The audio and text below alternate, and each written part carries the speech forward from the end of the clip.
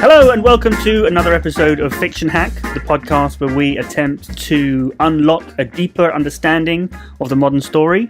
My name is Colin Munro, and this is Ross Lawhead. Hello, Ross. Hello. How are you doing? Doing well. Thanks for having me. So, in this episode, we're going to be talking about Chekhov's gun. Yes. And this is something that we briefly talked about in a previous episode about Charles Dickens. But did we? We very briefly. I mentioned it. You mentioned it in a when we were talking about topics, just kind of emailing back and forth. You mentioned it as something like, have you heard about this? But did we mention it in the Dickens one? Yeah, I'm pretty sure we talked about it in the episode. Yeah. Okay. Because there wasn't much to my argument about why Dickens sucks, and that was part of it. So. Oh, okay. Okay. Yeah. I see where it's connecting. Because I knew we talked about it recently. So your thing was that. Okay. Well, first we should do. Yeah. We'll explain Chekhov's gun. Yeah.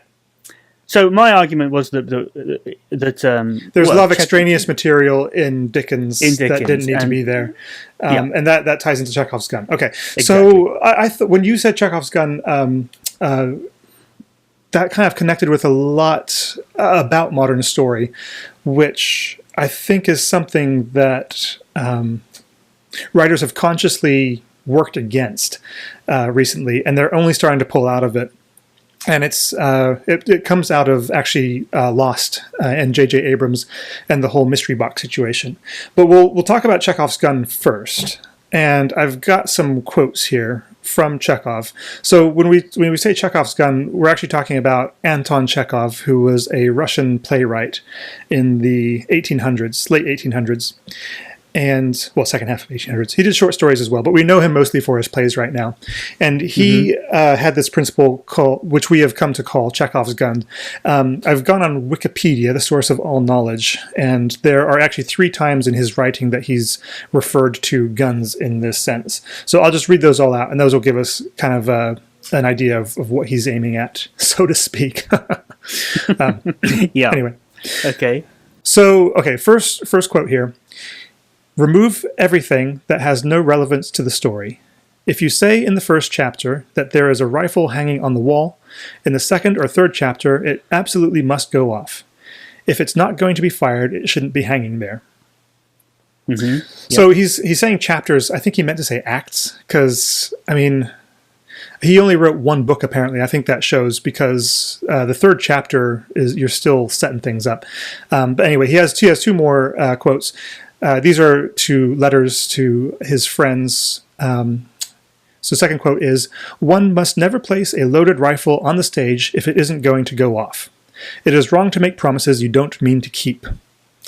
And apparently, in context, the gun is a monologue. So obviously, I don't know. I'm not a professional actor. So he wasn't talking about a literal gun as a prop, or was he? He was not.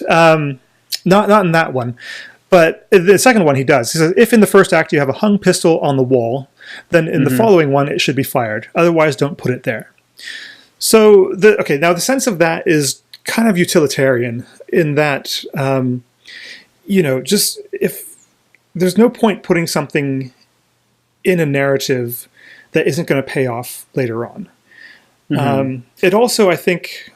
you also get told about foreshadowing, which means that if you're going to have a big event at the end, then sort of telegraph that event early on in order to kind of warm the audience to the idea of it. And it sometimes gets called signposts as well, doesn't it? Signposting, telegraph. I can't think of any examples of that. What's an example of foreshadowing or signposting? What would you say? Well, I remember reading, when I read Harry Potter the first time round, all of them really, I remember being amazed how, everything that's mentioned in every sentence in the first half of the book becomes crucially important to the story later on. Yeah. I'm trying to think of an example. It just, even like the colour of things, and anything that's mentioned, even if it just seems superfluous at the time, becomes important later on. Essentially. Yeah. And also, what this kind of doesn't take into account is... my wife and I just watched Murder on the Orient Express last night. And, for mysteries, it's, really important that you tie in elements of the solution all the way through the story so that it's just not a surprise to the audience when it comes around. At the same time, there is a thing called a red herring, which I believe Agatha Christie originated, or at least the term of it, which is that sometimes you put a loaded gun in the first act, for instance, but it doesn't go off. And that's called, a red herring, which means that it is a piece of information that the audience thinks might tie into the solution, but in the end it doesn't really, and it's there to kind of put people off the scent. Meanwhile, of course, you are scattering in Chekhov's guns here, there, and everywhere. But then, so that you do get. But then, couldn't you argue then that in a mystery, a red herring is still sort of part of the story? Exactly. Yeah, because it still goes to the effect of the story. Yeah, no, that's a perfect point to make. Okay, so there's that. Okay. And then I wanted to take us to Alfred Hitchcock and a sort of a longer quote where he talks about surprise and suspense. And I think in this one, he's in conversation with, bloody hell, who's that French guy he always talked to? Francois Truffaut? Truffaut, that's the one, yeah. So he had a big, long interview with them, and they talked about just kind of principles of filmmaking, because Hitchcock was the American auteur at that time. It was the director who put his personal stamp on every movie.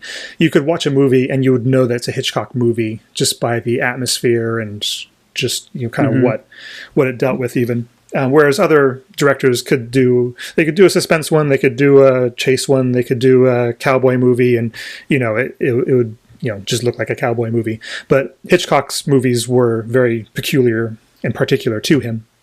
So he had a long quote. Do you want me to do the voice? I won't do the voice. But he says, "There is a distinct difference between suspense and surprise, and yet many pictures continually confuse the two. I'll explain what I mean." And he goes on to say, "We are now having a very innocent little chat. Let's suppose that there is a bomb underneath this table between us. Nothing happens, and then all of a sudden, boom, there is an explosion. The audience is surprised, but prior to the surprise, it has seen an absolutely ordinary scene of no special consequence. Now, let us take a suspense situation. The bomb is underneath the table, and the public knows it, probably because they have seen the anarchists place it there. The public is aware that the bomb is going to explode at 1 o'clock, and there is a clock in the decor. That means, the clock behind them. The public can see that it is 1:45. In these conditions, the same innocuous conversation becomes fascinating because the public is participating in the scene. The audience is longing to warn the characters on the screen, you shouldn't be talking about such trivial matters, there is a bomb beneath you and it is about to explode. And he says, in the first case, we have given the public 15 seconds of surprise at the moment of the explosion. In the second, we have provided them with 15 minutes of suspense. The conclusion is that, whenever possible, the public must be informed, except when the surprise is a twist, that is, when the unexpected ending is, in itself, the highlight of the story. So, That's a lot to unpack, but that ties into the Chekhov's gun theory that it's, not only is it kind of fair play to the audience to see these events early on so that they can come to terms with them before you use this gun in the situation, but also you can use it to very good effect to build suspense and drama in a situation and heighten the emotion and the tension of what could just be a kind of ordinary thing. Okay, so I'm going back this far into Chekhov and Hitchcock. So putting a gun on stage kind of tells the audience that it's going to go off, and it creates suspense. Yeah, but but then if you don't pay that off, if you've just got the loaded gun there and it never goes off, then the audience could kind of feel cheated about that because you're promising something that you haven't delivered on. Mm-hmm. So the way this ties into kind of modern story and how I said we were going to go back to J.J. Abrams and Lost and all that is that with that TV show and with a lot of J.J. Abrams' works and a lot of what the Lost writers have gone on to do, which have been mostly J.J. Abrams projects, is to create what's called a mystery box. And so we were talking about Lost with the jump the shark kind of idea, is that they just kept coming back to this well of the mystery box. It's like, let's just, get some sort of mystery, get people talking about it, so they'll come and watch the next episode. And they kept doing that. The mystery box is a reference to his TED talk that he did for those who don't know. Yeah. Oh, did you not know? No. Yeah. Tell me about that. Well, yeah. So, I don't need to. Yeah. So, in his TED talk, he talked about when he was a kid, he went to a magic shop with his grandfather or something, and he bought in a mystery box of magic. It was like $60 worth of magic tricks for $10 or something. So he didn't know, he didn't know what he was going to get until he'd already bought it. But then he actually never opened it. Okay. So he's always wondered, and he probably has a better idea of what it is. And he's saying so he used that as an analogy for the way that he, in all of his stuff, he always. That's a perfect analogy, because it makes it. The way that makes it perfect is that he never opened the box, and that's in his work. Is that in Lost, you never got inside the box. They kept promising you're going to find out what this mystery is. You never did. And actually, there's another writer who's not been directly involved in anything J.J. Abrams does, but really has built his career on that, and that's Stephen Moffat, who has been doing Doctor Who and Sherlock. And you can see it right there. It's just that, especially with Doctor Who, just because it's been longer running, it's just endless promises of some future payoff that just doesn't come. Even at the very last episode that he knows he's going to do, he's subverted so many of his own setups that it's just meaningless in the end. There was that whole one about silence falling and the question being answered and all that kind of stuff, and it's like, well, silence means this, and now it's these aliens, and now the question is this, and now the question is that, and by the end you're just so spun around that you can't, even if you could keep track of it, it's lost any sort of emotional meaning. And that's what we saw with Lost, and that's what we talked about with the jump the shark kind of context. So I think the mystery box idea is very, very effective, but you have to know what the mystery is yourself as a writer. Yeah, well, do you? And then you have to deliver it. So, for me, this is the last thing I wanted to tie in, and this is the last quote I've got. I think it all came to a head with the new Star Trek series. Although, with Star Wars, he did set that up. I know I wasn't going to mention Star Wars, but I'm just mentioning it this once to say that. No, I think you've got to mention it every episode. That's going to be a running gag. I'm not going to mention. This is the last time I'm going to mention Star Wars on this podcast. It's not the last time. It's not. Hand to God.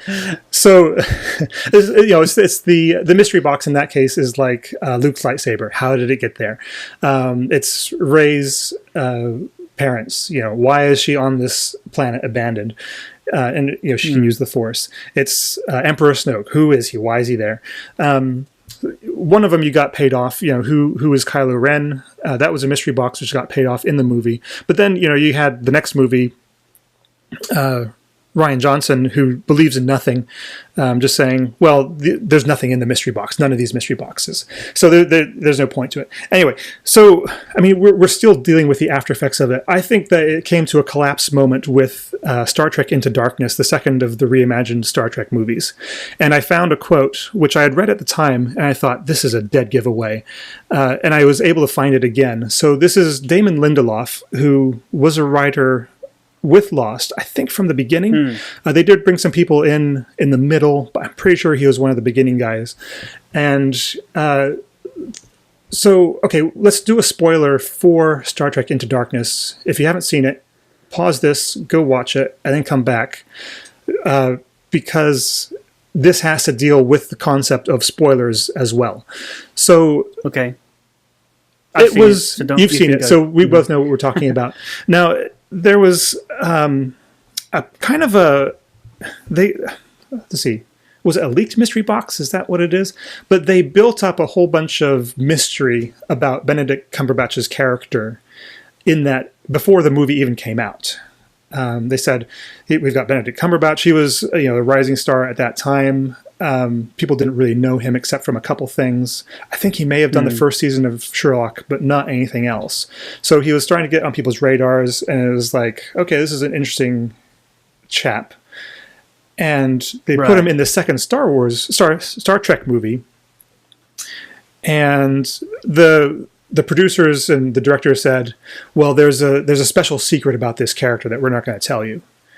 Now, anybody who is a fan of Star Trek instantly thought, well, he's Khan, from the second Star Trek movie. Because it was a reboot. So the first one was a reboot, exactly. Kind of mirrored the first Star Trek movie, and it was kind of obvious that the second one would mirror it as well, because this is what J.J. Abrams does. It's a reboot, So he would kind of follow that general pattern. And that's what turned out to be the case, is that he was Khan.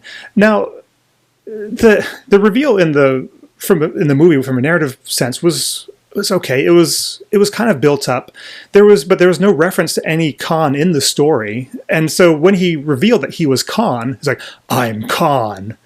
It's like, well, if you didn't know who Khan was already, then it didn't mean anything to you. So if you weren't a Star Trek fan, you didn't care.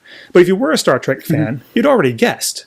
So they already kind of undercut themselves with that kind of mystery box thing. And the perfect quote I read, which was by Damon Lindelof, I found this on the Collider.com website, but I swear I read it in Empire magazine. Let's see. Okay, let's have it here. So he talks about this effect.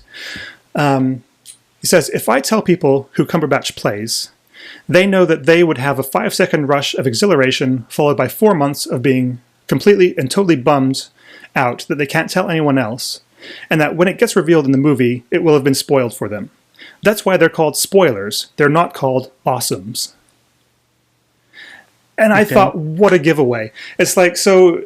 he actually knows the difference between what spoils something and what makes it awesome.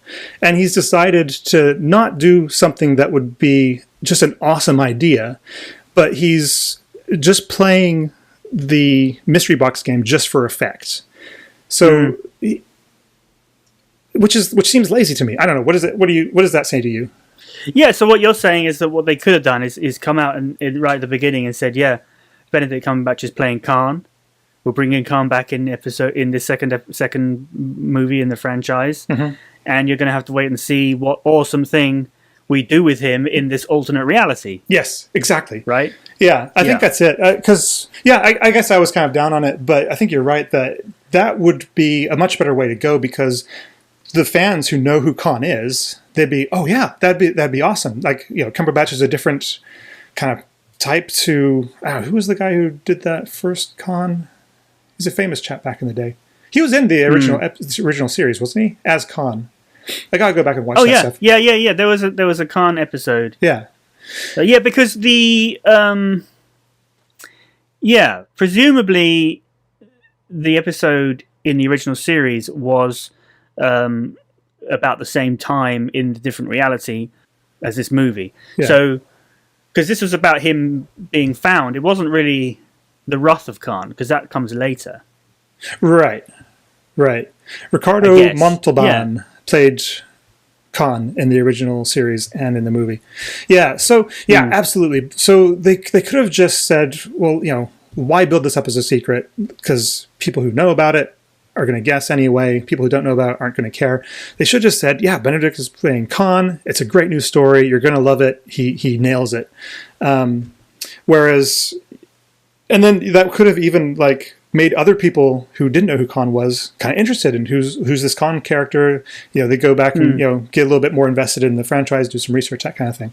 So, so like I say, I think that we're only starting to get away from this. It's only just because J.J. Abrams keeps making movies that I think we're still seeing the mystery box.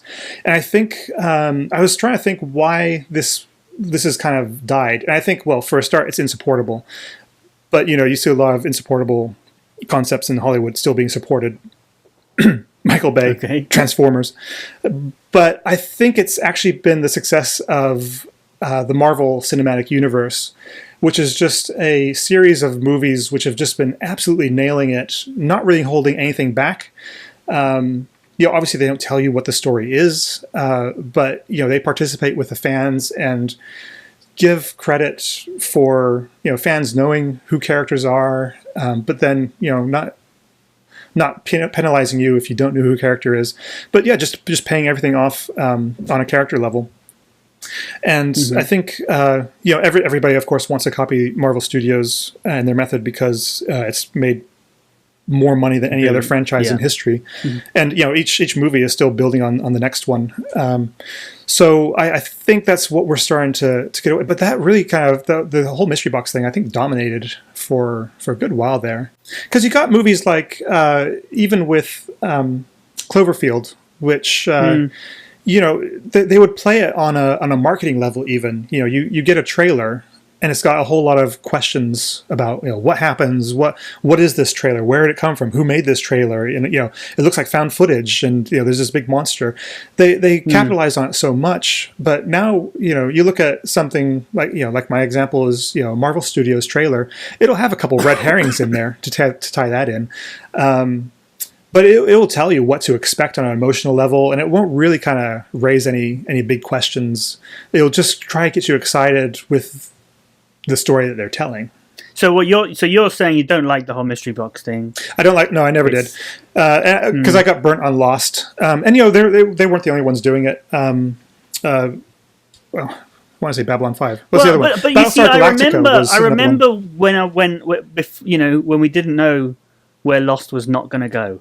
Mm-hmm. I mean, you know what I mean? Like, I remember in the middle of Lost, before the end. Before we got lost. Before it disappointed us. Yeah.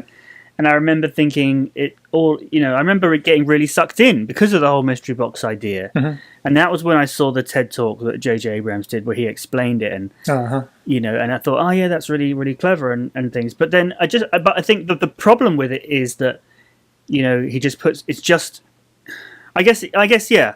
It's okay to have the mystery box from the audience's point of view, but you have to tie things up and you have to know where things are going yourself. Otherwise, because with Lost it just fizzled out. It just all fizzled out. But if it had all come together and been explained, then it could have been awesome. Yeah. So I think, I don't know, maybe we've been disappointed more than it's been successful, because I guess an argument could be made that if there is something really awesome in the mystery box, then it would be okay. I'm trying to think if there ever has been. I mean, I guess, I don't know. Let's ask people to write in if they can think of something. I was almost going to say the Luke, I'm your father moment, but that wasn't something that was set up as a mystery. That was a twist. So this is what this is where I go back to Hitchcock and say it is far more effective to show people what's in the box while the characters don't know what's in the box, than it is just to have something happen. Because now thinking about it, it's only, you can only play it if you have a mystery. And this is why Star Trek Into Darkness, why they made such a muddle of it, is because there was no assumption that there was a mystery to start with. So they had to tell people that there was a mystery. But by telling people there's a mystery, it automatically set their brains starting to figure it out. And it was such an obvious solution. And and this is why I think it's awesome that J.J. Abrams didn't open his magical mystery box, because there's never a payoff with him, it seems. And maybe the third Star Wars new movie, he'll pay some of that off, but it doesn't seem like he had a plan. At least the producers aren't keeping Rian Johnson from ruining everything. But I'm not going to talk about him. So let us know what you think about the mystery box as an idea. Yeah. Is it a good idea? I mean, not you, the audience. No. I want to know from the audience when it's worked. When has a mystery box worked? Okay. Yeah. Give us some examples. #FictionHack on Twitter. Yeah. Because I don't think it has. Yeah. Now hold on a minute. I'm starting to think we're going to need to rename this episode Mystery Box episode and not Chekhov's gun, because we've talked a lot more about mystery boxes than we have about Chekhov's gun. A lot more than guns. Yeah, maybe we'll have to come back to that. But then I was thinking that there is one mystery which turns that on its head, which is the Columbo mysteries, where you see the murderer commit the crime at the beginning. And then you have the tension all the way through the episode about whether Columbo is going to solve it or not. Is he going to get too close? All that kind of thing. Of course, he's going to solve it. He always does. But still, it's a great trick. I mean, have you seen any Columbo? Not really, no. Oh, okay. You should watch some Columbo. Yeah. It's great. It's Peter Falk. I mean, it's done in the 70s, so you got to strap in for that. But so that's using the more of the Alfred Hitchcock suspense kind of format than a mystery box mystery. But you see, that's why. So you know the end, but the characters don't. You don't know the end. You know know the answer. You know the solution, but you don't know how he's going to get there, or if he's going to get there. Yeah, exactly. And this is why I know that Terminator 3 is not regarded as a very good movie. Oh, Colin! Every podcast, you got to bring Terminator 3 into it. When are we going to stop talking about? This is the first time I've ever talked about Terminator 3. I'm messing with you. Anyway, so I remember watching. I mean, I only saw it once. It was a long time ago. I wasn't really paying that much attention because it wasn't that good. But I do remember thinking, yeah, we know how this is going to end. Mm-hmm. Yet they're still building the suspense about, the characters still want something that isn't what we know they're going to get, and we still want them to get it, to get what they want, and not what we know they're going to get. It's been a while for me as well. So what is it everybody wants and gets in that movie? Well, they're in that bunker place. Yeah. They're in the Skynet place, and I think they want to get to safety effectively, to stop the war, to stop the war that they stopped in the previous two movies each time. Yeah, essentially. I mean, there is every Terminator movie is the same one, right? You see, they're trying to stop the machines by sort of switching them off from the headquarters. I think something like that. And even though we know they fail, we still get into it and we suspend our disbelief again to the point where we want them to succeed. I have never thought of those movies in that context. That's interesting. And another example, it was Rogue One. We knew once they all ended up on that planet, we knew they were all going to die. And it became very clear if not. But because none of them were in episode 4. Episode 4. None of them. So. Yeah, well, again, that's one of the reasons I just didn't like that movie. So, hang on a minute, but how can that be the reason you do like Columbo, but then it's the reason you don't like that movie? Isn't that inconsistent? It's almost completely inconsistent. I think the difference is just how it's executed, and I think Columbo is awesome, whereas with Rogue One, it didn't really add anything. Again, it was just we're kind of going over old territory, but it's just feeding back in on itself, and it's not expanding the universe. It's just kind of minimizing it because you've got Dr. Evazian and Ponda Baba walking down the street saying "Watch yourself" and all that kind of stuff. It's just a callback. Everything's a callback. Even the plot's a callback. It's just a big space laser. Okay, so how does this all relate to Chekhov's gun?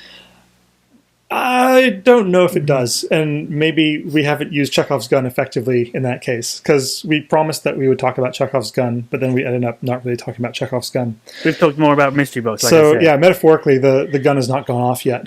So unless we have a really big payoff with this Chekhov's gun idea, then I think we've just disappointed our audience to an unacceptable. And we've disappointed Chekhov himself. Yeah, he'd be very upset with us. Yeah, but J.J. Abrams would be proud. Would he though? I don't know. I don't think he's gotten the best end of this. But okay. No, because I don't know. Because looking at Chekhov's gun, I thought it was more of a kind of interesting concept. No, I think we've done Chekhov proud in saying that you've, at least me, this is what I'm saying, is that you've got to pay off this stuff, and there's no point just having a mystery for mystery's sake and not opening the box. So if we're saying that the mystery box is only effective if you've never opened the box, then I think we've shown that that's rubbish. But you've got to pay off. I mean, you got to pay off. Okay. Well, okay. So I hope that's enough of a payoff for everybody. Yeah. Okay. Let's leave that there then. Okay. So Oh, so hang on. Yeah, one last thing. This is like to do with the show. Do you want to do a segment like what we're reading sort of thing? Because you had that idea at the beginning. I thought it was really good. I'm not sure I do because I'm reading Art of the Deal by Donald Trump at the moment. I don't think I want people to know Donald Trump. What are you reading anything or watching anything interesting at the moment? But right now, while I'm podcasting? Obviously not while you're podcasting, but this week we should probably make this. It'd be interesting to make this like a segment. Yeah, a weekly segment. It could be weekly. It doesn't have to be weekly. Yeah. No, I'm always got something on my reading list. I should send a picture of the literal books that are stacked up next to my bed. It drives my wife crazy because she can't make the bed. I don't. Okay. You have done that in the past. I've seen old versions. Oh man, Well, I've filled up window sills, like entire windows up with just unread books, and it hasn't gotten better, Colin. I'll be honest with you. Okay, but what are you planning on reading in the next week? Well, watching? So what I'm doing right now? Okay, I'm taking a break and I'm rereading Hitchhiker's Guide to the Galaxy, the restaurant at the end of the universe, to be exact. Just because I want to read that. I remember you tweeting about this week. Mm-hmm. Yeah. I let people know. And however, I'm actually going sort of deeper into real sci-fi, or SF, as they like to call it now, speculative fiction. Although I think sci-fi is still fine. I think people who are real kind of sci-fi nerds don't mind that it's sci-fi, because, what's in a name? But what I'm doing is I've got a list of all the Hugo Award winners, and I'm trying to pick off some of those. So these are the science fiction award for really awesome books. And I kind of got onto that track because I've been reading Ursula Le Guin, and she's got a science fiction series, the Hainish novels, which are all kind of loosely tied to each other. They don't have any of the same characters, but they obey the same laws of physics in that, there hasn't been a faster than light travel method developed that will take humans or will take any organic matter from place to place. It's either you can either use it to send something inanimate through slip space or a wormhole or whatever, or it just takes thousands of years to get between these planets. So she's orchestrated this setting where there is an intergalactic battle happening, interstellar, I guess, battle happening. But every move of like your chess piece takes hundreds of years at a minimum. So generations will rise and fall in the time that it takes you to actually get to a place in order to invade it, at which point they may know that you're coming because you can communicate faster than light, but you can't travel faster than light. So I've already read the first 3 books in this, which are not widely reprinted. The first one's Rocannon's World. The second one is Planet of Exile, and then it's City of Illusions. You can get those as a single volume now. But then the next 2 in the series have both won the Hugo Awards and the Nebula Awards. So there's Left Hand of Darkness coming up, and then The Dispossessed. So The Left Hand of Darkness, quite apart from being an awesome title, is the next book that I've got on my list. Mm-hmm. So anyway, That's enough for me. What are you reading / watching at the moment? Well, actually, after last week, I did go and download from Audible Tale of Two Cities. Did you? And I've been listening to that, and I can see what you were getting at with the emotion. I'm still quite near the beginning, but it's a bit. I had the bit where that girl was reunited with her father. Who's kind of gone crazy. Spoiler alerts for Tale of Two Cities, by the way. Spoiler alert. Yeah, well, it was quite near the beginning, so I don't think for a book written 150 years ago. Spoiler, yeah.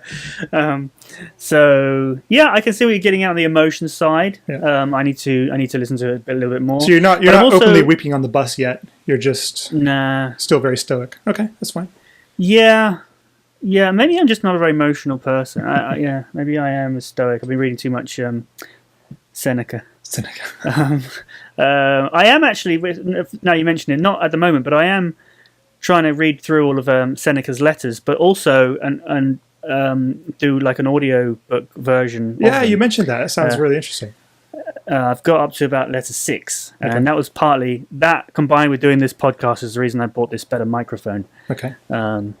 So yeah, but it's an awesome microphone, by the way. More about that another time. Oh, thanks. Yeah.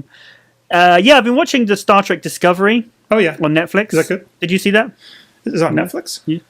Yeah, Netflix. Yeah. Oh, all the Star Trek's on Netflix now.